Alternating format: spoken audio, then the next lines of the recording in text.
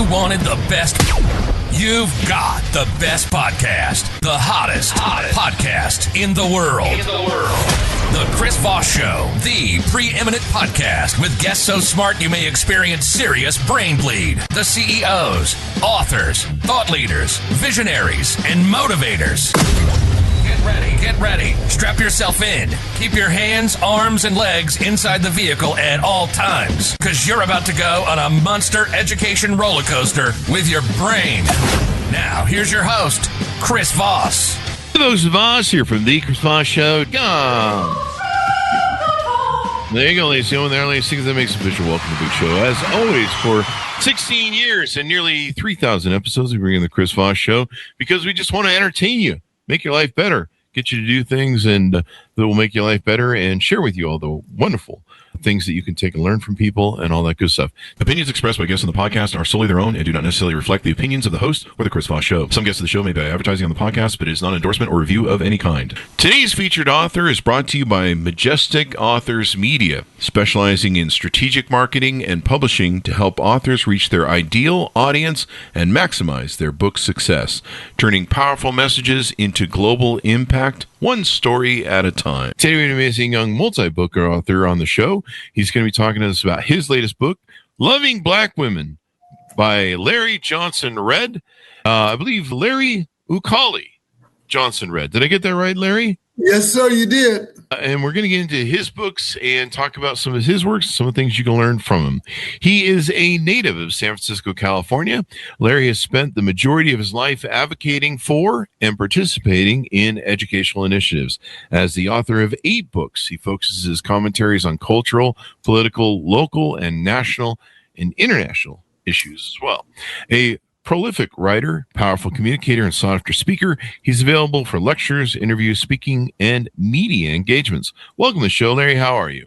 I'm very good. Fine. This is the latest thing that happened on November 1st.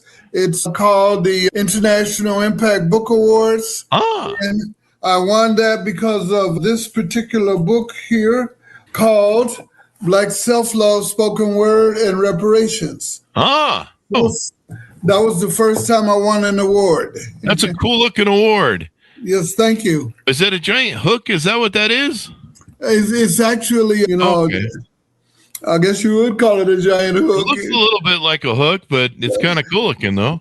Yeah, it's massive. Unusual. Congratulations. Give us your .coms. Where can people find you on the interwebs? UKALI Johnson Redd Books, as well as at Amazon.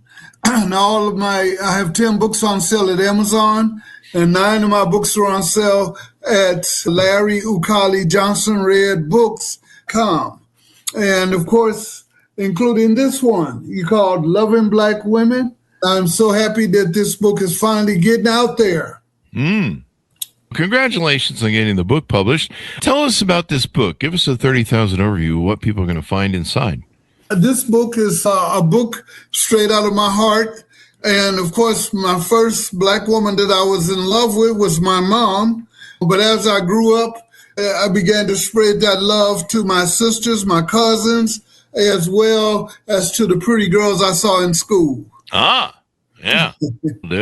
Yep, there's lots of beautiful women out there in the world. Oh, yeah. And at first, about 12 years old, I read a poem, Some are sweet, some are fine, but I dig them all just the same. I can't remember the other 25 stanzas, but at a young age, I had a great admiration for Black women. Yeah. Black women are beautiful. I mean, all women are beautiful. Well, most all women are beautiful. Let's put it that way. But, every guy has different attraction modalities. Probably every woman's beautiful to somebody. Let's put it that way. And what was the impetus for writing this book? Was there an aha moment that you're like, I'm going to put this into a book form? Yeah, I had visited Sacramento and I met this master poet named Terry Moore. And he kind of inspired, that part of me that had kind of sunk down into my soul, because I was more or less a Black liberation freedom fighter type of poet at first. And then after I met Terry Moore, I got more inspired to write about loving Black women. And the book just came out of me, and it's made up of an essay, about how we can have approaches to Black unity around the world. And then from there, it dips into the kind of love that we have here for African American women who have stood beside us, you know, when we were enslaved, but also as we came out of slavery and have been enjoying freedom for 100 years. And give us some details on what are the aspects of I mean, some of these things seem obvious. I mean, and they have beautiful features. So what do you find is the standout thing for you? The stand-up thing for me was when I first got out of a university called Golden Gate University and USF. And, you know, I was trying to get a job in America, and each time the job would melt after 1 year, you know, at House of Finance and Ford Motor Credit. So then I said to my late wife, let's go to Nigeria, you know. And so at that time they had a consulate in Nigeria, and they interviewed us, and they sent us there, me as a government teacher and her as a worker. And so by living in Africa, I got an overall admiration expanded for Black women, and I had to write about it because they got some pretty girls in Nigeria, just like they have some pretty girls here. And, you know, pretty sisters. And if I could share one with you, I would. Sure. Like this, I went to Atlanta one day with my original publisher named Ichibari M. Zulu out of Los Angeles. And he asked me, he said, oh, brother, do you need some help with your neck? I noticed you turning around looking at all these girls in Atlanta. And I said, no, but I did write a poem about it. It's called Eye Candy in Atlanta. The girls and women are so pretty in this chocolate city. So many pretty smiles, dressed in the latest styles. And the sisters are very intelligent. Talking to a sister is time well spent. In the city that Blacks rule, and many folks go to school, and all the pretty faces in so many different places. On the streets, clubs, and malls, see pretty, intelligent women, not just pretty dolls. In the home of Coca-Cola and even Fanta, see all the eye candy in the Sisters of Atlanta.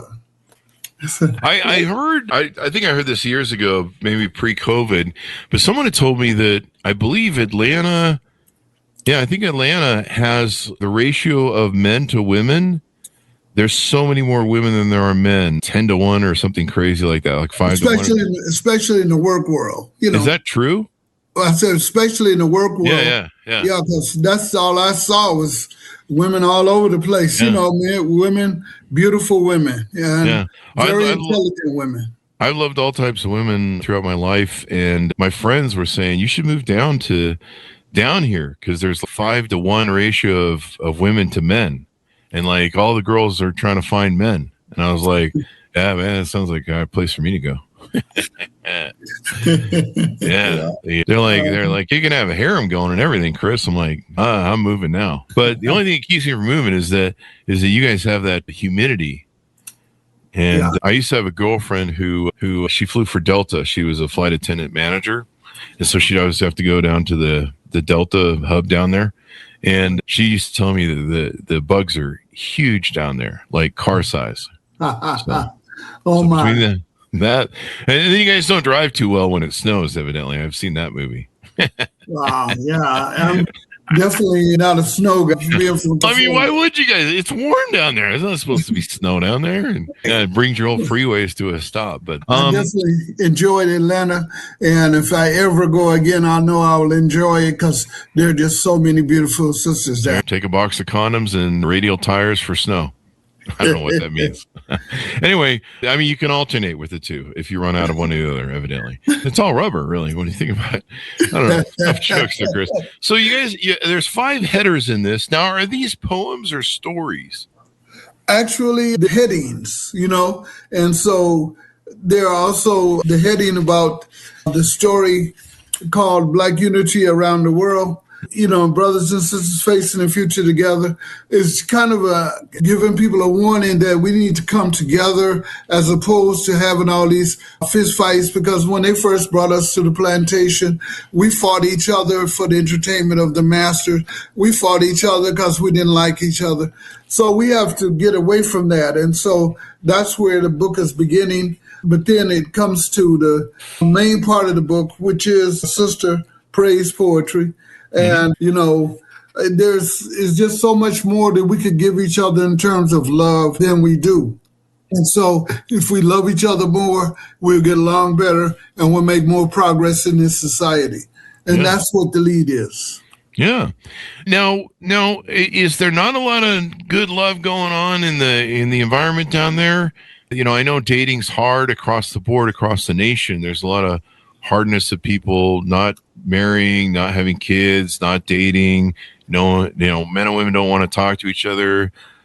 People in the streets and lions and tigers and bears. Oh my, there's lots of bad things going on in the dating world. Is that what you're trying to maybe address with this book, is to help people want to come together? There are a lot of things going on in the society as a whole, but in particular between African-American men and women. Like right now, there's such a great rate of incarceration of African-American men for little or no drug use.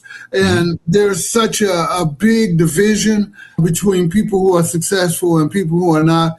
And so that mostly falls that the women are more successful in life than the men in terms of jobs and making money and all of that. So the thing was that during the beginning of hip hop in the 2000s, 80s and 90s, and then 2000, there was a lot of stories about black women being called B's and H's, by the hip hop artists and also by brothers and sisters in the street. And so we just had to bring an end to that, because if we kept going in that direction, we were going to go apart. So this was meant to bring us back together, to give our sister the respect, and also to get the brothers to respect the sisters, and to bring us back together. And that's what this effort was led by. It's a wonderful thing to do, because we all get along. Rising tide lifts all boats. And, celebrating loving black women, women hold the womb, the future of their species and the propagation of it. Without them, we'd all be screwed, because we all came from a mom and a dad too, technically. But, without that whole womb thing, there's not a lot of places to put us between that first 9 months. And I have this piece called Speak Jazz Please. And it's really kind of central to the book. Speak jazz, please. Love the notes you squeeze. Speak from your very soul. Speak jazz, please. Play jazz, please, because we are being squeezed. Play from your very soul. Get down, please. Don't tease. Brother, play that horn all night long. Play the notes that contain our hopes. Play the bass, reflect our race, the pain on our face. Play jazz with grace. Play jazz 400 years. Play for all our tears. Play jazz for you and me and the years and years of fears. Like a warm summer breeze, like a black woman squeeze, like the birds and the bees. Speak jazz, please. So then this goes into part 2. Like a warm summer breeze, like a beautiful black woman squeeze. You can do it hard or do it with ease. Horn player, don't tease. Speak jazz, please. Speak and let them know. Play jazz low as you can go. Play from the depth of our very souls, like roots breathe through the tall trees. Play jazz like those African trees. Play for our people rising from our knees. Play jazz 3/5 of a human being. For 400 years of captivity and 100 years of trickery, where they said we were free, but we knew not really. Play for our souls, play hot, let it glow. When you let it go, play like hot coals. Play so we will grow.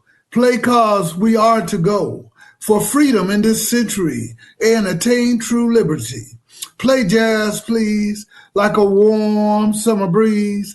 Play jazz, please, like a black woman squeeze. It's good to love black women. They're beautiful. And, all women are beautiful. I don't want to get hate mail from, all women are beautiful. Okay, all right. Yeah, I agree with you. Totally. But it's a good point out. So I'm glad you're celebrating this. So, we always, need to celebrate womanhood and especially femininity. Seems like we got a lot of masculine cosplay, feminine run around, and we need more feminine. So we don't need more dudes. We got plenty of dudes, and you got to be good at being a dude, self-accountable. Take that what you will.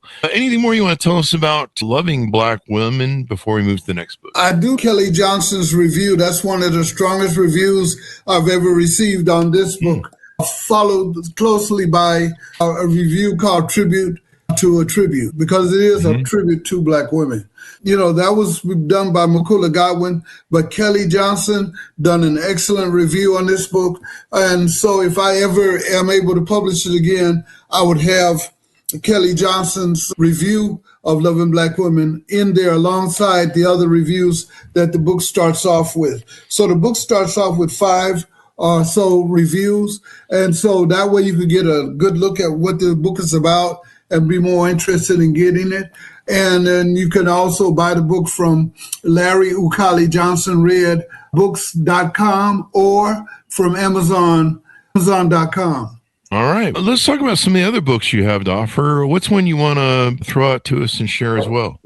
Long Distance Love. And please be very careful. Don't go into Long Distance Love because you could easily get scammed like I did.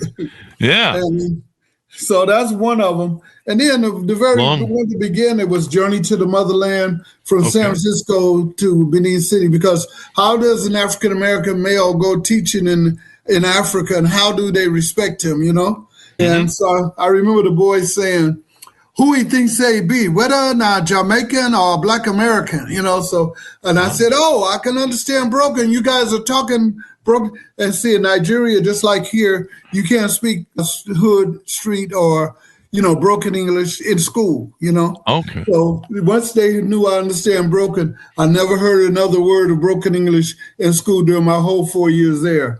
But I had a very interesting trip, and the people treated me very well. And I was on TV many nights, you know, on local TV in Benin. I was really treated like a gentleman. And most people thought, if you go to Africa, you might get treated bad. But I was really treated well. So, Journey to the Motherland.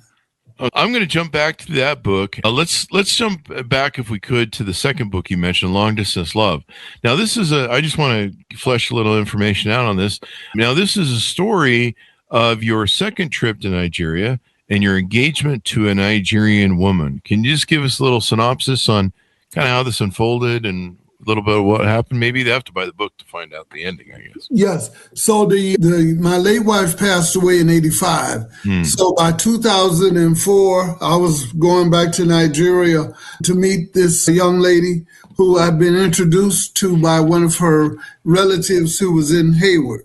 And of course, you know, I met her father and mother, but I really didn't meet her because she didn't show me her real self.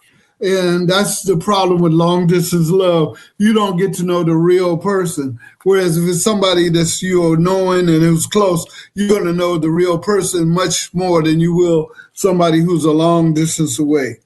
So definitely, I say this is a good read because actually I went all over Nigeria during that second trip from the Ishan land to Lagos and, you know, all over Benin City. So I really enjoyed traveling around. But I had this thing in my heart thinking that this girl was real, and she didn't let me know she wasn't real. Like when I got back to America, we seemed like we got tighter.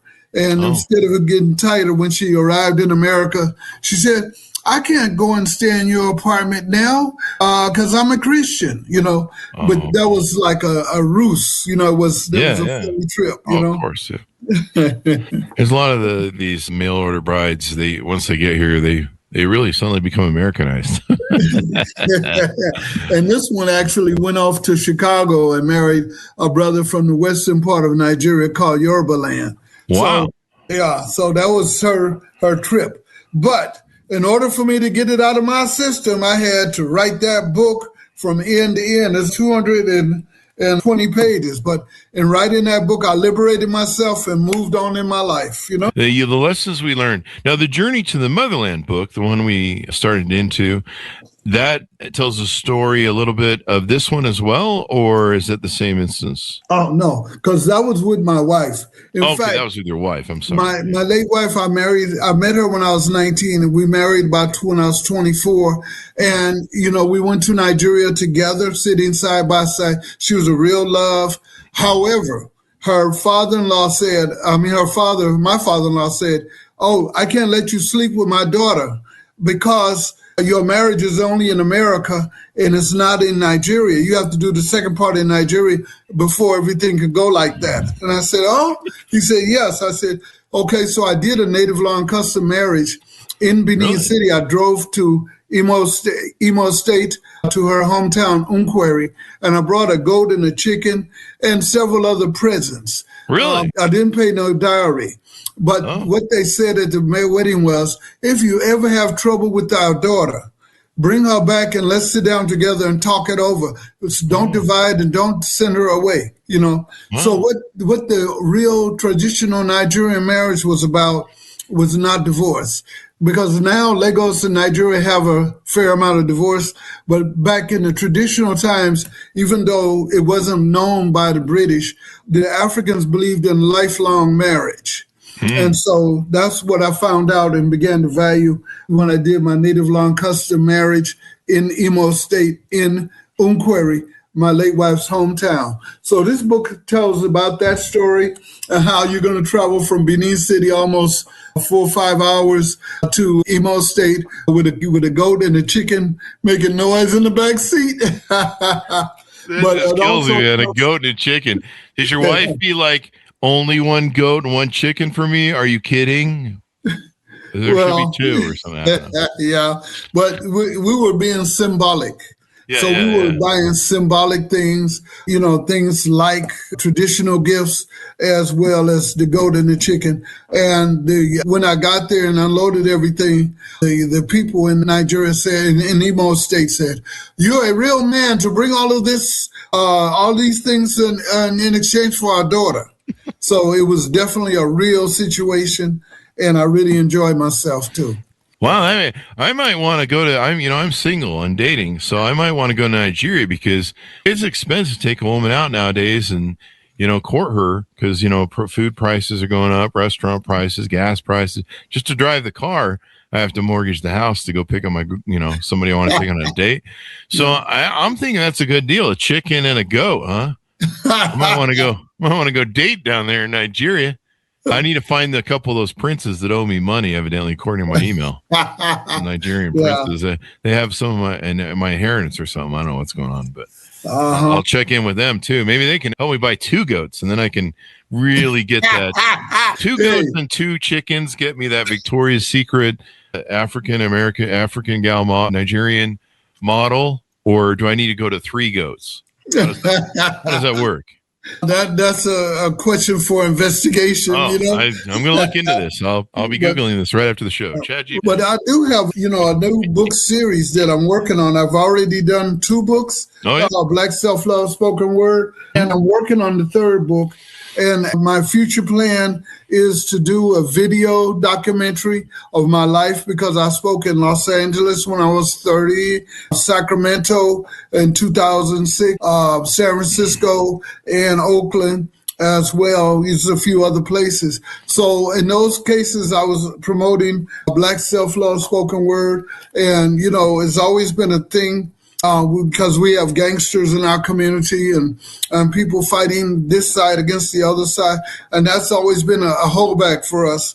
So I'm working on these projects to help bring us together so that we focus our energy on how to unite and how to become better citizens in this country and how to get more of our rights. More rights are definitely important. So, especially now with the voting rights being taken away by the Supreme Court. It's quite unfortunate what's going on right now. I think we need to wipe that whole court and start over again. And maybe some new rules and more justices. There's when they started the court, isn't there 12 justices or there 9? I think there's 9 justices on. Yes, but we have, and at the time it was because we had 9 circuit courts, but now we have like 11 or 12 or something. And so there really should be more members according to that math. But I think more balance, because right now there's an imbalance in the court. Thurgood Marshall, he was a freedom fighter, but this other guy, Clarence Thomas, he's taken all these gifts and trips from right wingers. So he's not, the same thing. And if there was a court that was much more balanced, then there's much more chance of African Americans getting their rights. But everybody deserves rights, and even if we were initially noted as being only 3/5 of a human being, we definitely are now. I mean, I got 2 master's degrees, in the BA. So, it's not like African Americans are not equal now. We've had the work experience. I've been a teacher now over the last 30 years, and I'm teaching now in Pittsburgh Adult Education Center in Pittsburgh, California. So I'm saying African Americans have grown in their stature and deserve to have not only their freedoms, but even reparations, because the Japanese received reparations of $50,000 each for being in jail during World War. And yet we've worked 400 or 500 years for free and never received any kind of reparations. So the reparations definitely have to be on the table. Yep. Yeah. It's an interesting thing. Now, you wrote 2 books about Obama. Tell me about some of that. Yes, Obama couldn't do as much for us. And you'll hear people from the street say, oh, Obama didn't do anything for us. But he did do something in terms of keeping health care, because African Americans have received a lot of different threats in the way of health care. But also, the Republicans took over the House and the Senate in 2010. And so they actually dominated him during his time in office. And all he could do was try to negotiate to get things a little better for most of human beings. However, there was also a lot of, black self-hate being practiced then, I continue my struggle to have our people appreciate each other. And I had this piece called The New Majority. What do you mean a new majority? The old majority was old, white, and right. What is the new majority and its priority amid the new majority? What is the policy of the new majority? Who is going to enjoy this American society? Is there room for all of us, or will there be deportation camps? Deportation camps like refugee camps, like concentration camps, like human or prison camps. 3 strikes in California, locking away the heart of the new majority in a miserable way. In this post-racial society, held back by a racist minority, where are the jobs for the new majority? Where is the black community going to build its economy? Where will old power concede? Where will poor feed? Where will 1% breed? How long will the new majority bleed? Free young brothers and sisters in prison camps, or the new majority will break up the brutal financial deal. Black, brown, red, and yellow, among us, keep it mellow. The progressive white, he's a good fellow. May immigrants and people of color. African America remains threatened by our black skin. For too many blacks, our skin is a prison. There is a population shift. Can you see? Coloring of America with the new majority. Who will represent the new majority? How will we make everyone feel free? And the black community would ban police brutality. Remember Rodney King? They beat him like he was a thing. And what does the new economy mean for the black community? Faced with massive unemployment and not enough help from the government. And for those in the inner city down and gritty, from LA to the city of Philly, the old majority had no pity. Can we reclaim our outsourced jobs, bring them back a job for those unemployed? So again, Obama had his hands tied by the 2 branches of government at that time being held by the Republicans and the white majority. And so he couldn't have done much, but he did do something to keep the health care going. And that's still going, and that's still helping a lot of people. And I I've had my own ups and downs with healthcare, so I thank Obamacare for its impact upon America and keeping affordable healthcare. And now the prices of health are going all the way up. Oh, yeah. So we got to kind of look forward to try and get a new majority together again so that we can start fighting for the rights of everybody in this country, including blacks. Yeah, yeah. I mean, rising tide lifts all boats. Everybody gets along and think from a perception of abundance as opposed to scarcity. And really important. These things that I have on here, these are called cowrie shells. But see, most Americans don't know the cowrie shells were used as currency in Africa when the British and all the other Europeans got there. They didn't realize Africans were intelligent enough to have a currency at that point. But these cowrie shells was what people traded foods and different resources in Africa before the coming of the white man. So I'm glad I did get a chance to go see Africa and feel the power of being black in Africa. And I just hope one day that Africa can free itself from colonialism and live like everybody else in America, live with the gold that comes out of the mountains going to the people and the schools and the development that they have in Africa. Because Africa deserves to live like any other place in the world, and yet, because of poverty, they have not yet been able to do that. You wrote a book called Letter to My Young Brothers. Do you want to touch on what that's about? Yes, definitely. And that speaks to my profession because I'm a teacher, and, I saw a lot of failure with young black boys, and then Harvard and UCLA came up with this fictitious thing saying that black boys had the worst chance of success in the world, which brought me to the point where I had to challenge that. I felt I could challenge that. And so in this book, I outline ways the young black boys can graduate despite the fact that in San Francisco, when I grew up, there was a 50% black male dropout rate. And so that's also led to a lot of the unfair relationships between black men and black women because many of the black men dropped out. So Letter to My Young Brother is a book full of poems as well as how to write a 3-paragraph essay, how to write a 5-paragraph essay, how to do your homework on time, be prepared for tests at all times, how to look up the words and definitions from Google and other related websites so that when you go to school in August, you'll go with the new definition for every word. So if you're going into the 4th grade, you know all the words that are going to be used in the 4th grade by the teachers so that you are able to, survive better in school, graduate from elementary school, graduate from middle school, and then graduate from high school, and then think of what college you want to go to.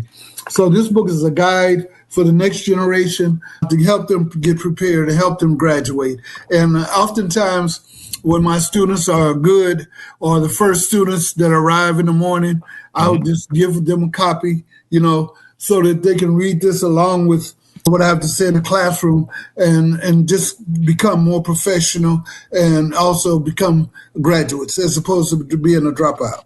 That sounds wonderful. That's really important to have. Now, some of the other books you had, Black Love Spoken Word. Tell us about, more about what is spoken word? How's the format of that inside the books? In America, they call it poetry. Among the African Americans, spoken word has always been a way of us coming together and listening to each other. And this is a book that really has 300 pages of spoken word.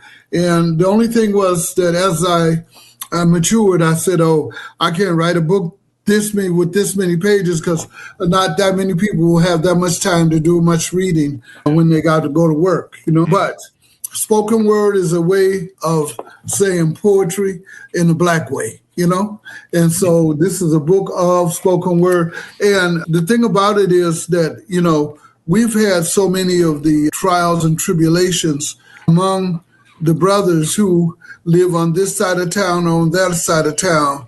And so here's a piece called When, Brothers.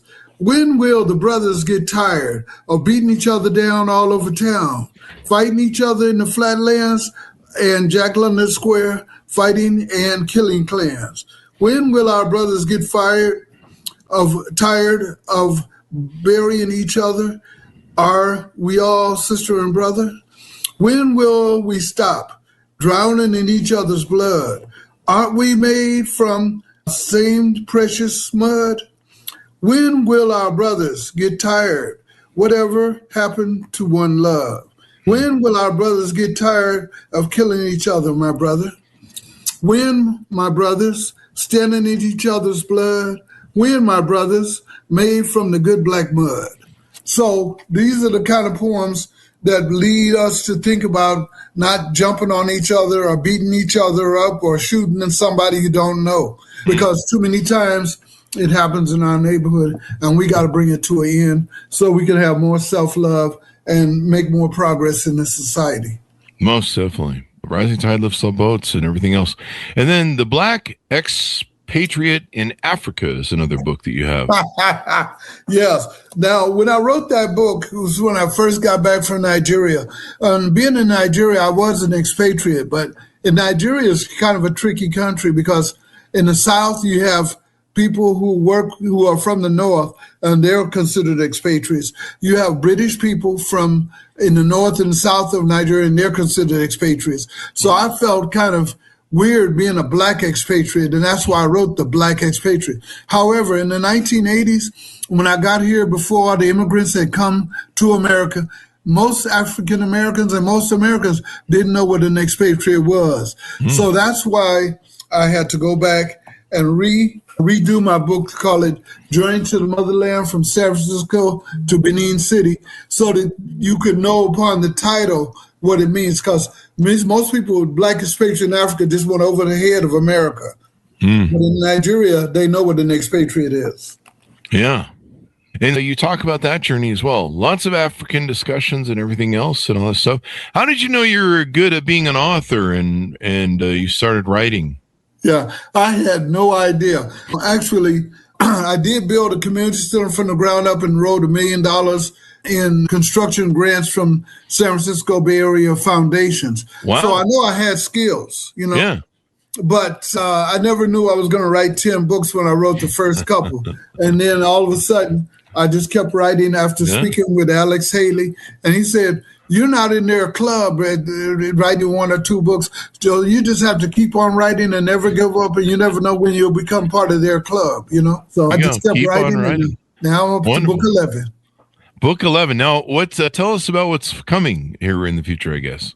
Okay, book 11 again is about, it redives into having a national black, a strategic national black consensus. That was one of the things that came in the Obama books, but it kind of went over the head of America, and blacks didn't respond to it. But not only am I saying that African Americans need to have a strategic national black consensus, but every black country all over the world needs to have a strategic national black consensus that at least 60 or 70% of the people agree upon, so that we can end colonialism and come together as a race and as a people. And so that's how the book starts out. It also talks about my memories of living in Nigeria and how good people can be to each other, as a way of saying, even in African America, we could be better to each other than we have been. Because I remember when I lived in Hunters Point, and then I moved to Lakeview in San Francisco, and the brothers in Lakeview said, man, you look so dark. How could you be named Larry Red? Your name should be Larry Black, And so we have this black you are. If you black, get back. If you're brown, stick around. If you light, you're all right. We have that kind of nonsense going around in our head instead of the love and respect we should have for each other as human beings. And so those are the challenges that we try to face in the book called Black Self-Love, Spoken Word, and Reparations Part 3. So it's a 3-book series. I won this award for the first book, called the International Impact Book Awards. Then when part 2 was already written, but then when the president made Obama and his wife an ape, that kind of inspired the 3rd book to come out. And so the 3rd book will be on the way. All right. We'll look forward to it. Any anticipated date yet? No, but it is. The first 15 pages have been typed, so it's on the way. And as soon as it gets out there, I'll be, promoting it. All right. We'll look forward to seeing that. Sure thing. Thank you very much for having me on your program. Thank you. Voss. And Yes. give people your pitch out to order up your book and your .com one last time. Okay. First of all, I'm on Facebook, Ukali the African. You can always go to Facebook. You can see my Nigerian outfit. This is called Yoruba Daishiki. But my links are that you go to Larry Ukali Johnson Red books.com. That's one of my websites. Second website is Larry Ukali Johnson Red.net. So I have those two websites. Plus, you can always put my name in the search box at Amazon, and you come up to all 10 of my books. So, yeah, definitely don't forget a guy, and I'm from the Hunters Point Projects, and yet now I've written 11 books. So that's quite a journey in life to go from the projects at the beginning to now being a writer of 11 different books. Yeah. Congratulations. And it's wonderful. People should order up your books wherever they're sold. Thank you very much, Larry, for coming on the show. Thank you, and have a great day. You too, man. Thanks to Larry for coming on. Thanks to our audience for coming on as well. Be sure to up his book, Loving Black Women, so you can take and enjoy chat about that. And, just women are lovable. What can you say? Men are the great romantics. As always, my friends and family, order the books. Go to goodreads.com/Chris Voss, LinkedIn.com/Chris Voss, Chris Voss 1 on the TikTokity, and all those crazy places on the internet. Be good to each other. Stay safe. We'll see you guys next time.